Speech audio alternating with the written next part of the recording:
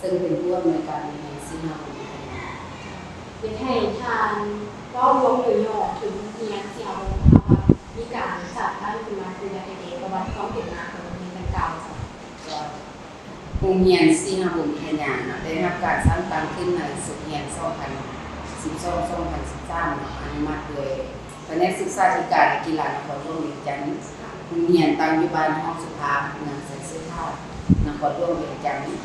ในสุดเรียน2012-2013ในพื้นการเรียนการสอน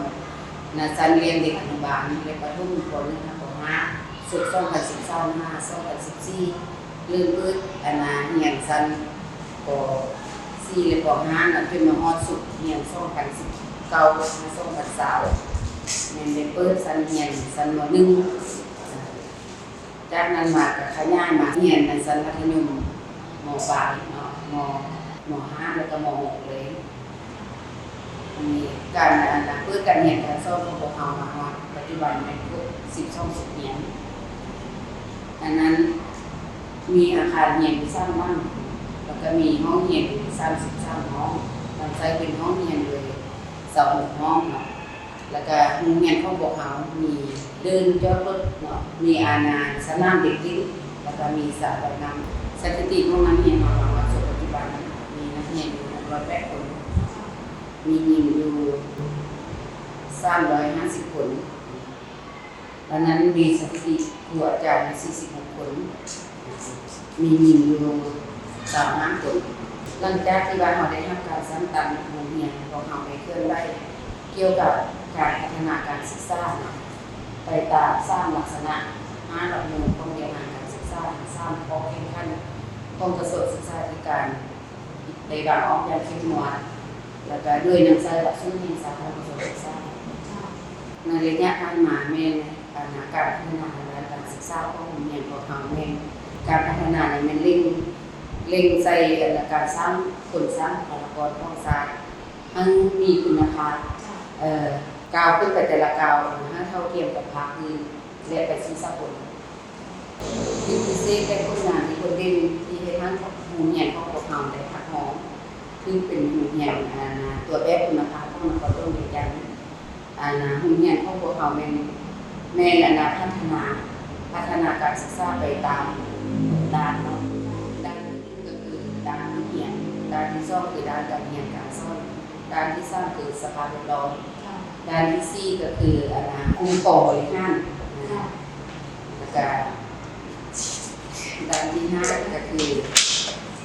ด้านองค์กรบริหารด้านที่หกก็คือด้านการมีส่วนร่วมกับชุมชนในนั้นเนาะเกี่ยวกับหมวดด้านนี้แล้วแม่นคือในชั้นประถมนี่เราต้องปฏิบัติ42ตัวสิวัตส่วนชั้นมัธยมนั้นปฏิบัติการ45ตัวสิวัตการ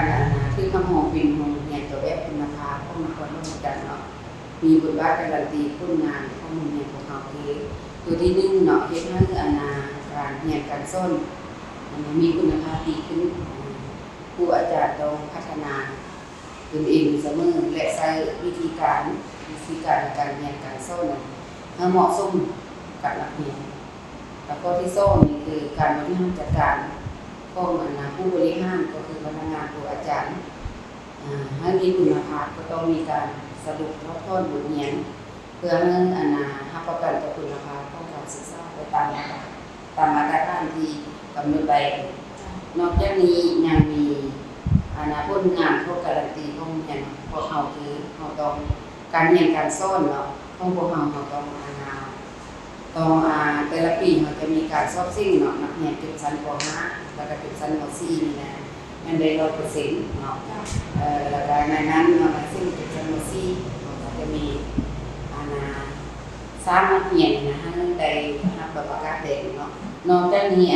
ตัวที่3ในผลงานการันตีของพวกเรานี่คือการสร้างนักเรียนเก่งเนาะในระดับขั้นเมืองขั้นนครหลวงเนาะเพราะว่าโรงเรียนเราก็ได้รับผลสำเร็จเป็นกลางสร้างนักเรียนเก่ง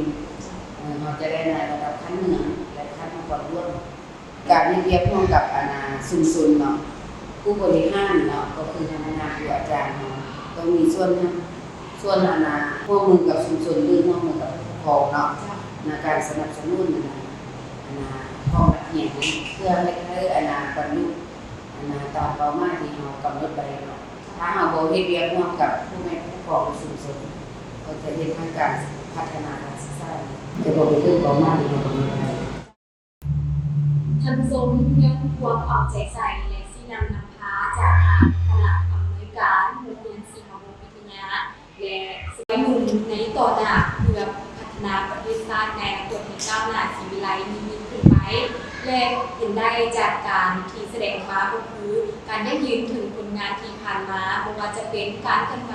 การแข่งขันศิลปะเก่งหรือว่าการแสดงศิลปะวรรณคดีแสดงในการพบประกวดการนำภาพส่วนต่างและข้อเดียวกันนั้นอันที่คนเด่นคือระบบการฝึกสอนของโรงเรียนศรีมวงศ์วิทยาจึงเป็นการยั่งยืนจนได้ทำที่ทำให้เป็นโรงเรียนตัวแบบคุณภาพตามความวิจารณ์และมองเข้านี้รายการคุณภาพกองทัพของเราพอได้หมดเวลาแล้วขอบใจทุกท่านในการติดตามชมพบกันใหม่ในการหน้าสบายดี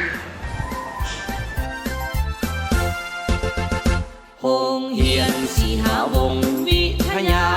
เป็นบ่อนห้ำเรียนศึกษาหล่อหลอมปัญญาพัฒนาการมีโสมหน้าใหม่ก้าวหน้าไปในทุกด้านนักเรียนและครูอาจารย์หักแพงกันร่วมสามัคคีโรงเรียนศรีหาวงศ์วิทยาทิวทัศน์สดสวยงามตาสภาพแวดล้อมก็ดีการเรียนการสอนนำใส่เทคโนโลยีเวียกงานนอกสูตรเด่นดีศิลปะกีฬากายกรรมส่งเสริมโรงเรียนเขียวงามสะอาดโรงเรียนมีคุณภาพปลอดยาเสพติดอีกนำโรงเรียนตัวแบบคุณภาพคือสายานานห้ำเรียนวัฒนธรรมตามหลักสูตรของการศึกษาโรงเรียนศรีหาวงศ์จงก้าวไปสร้างลูกหลานเหล่ายุคใหม่ให้เป็นผู้มีปัญญาศึกษาดีมีวินัยคำขวัญว่า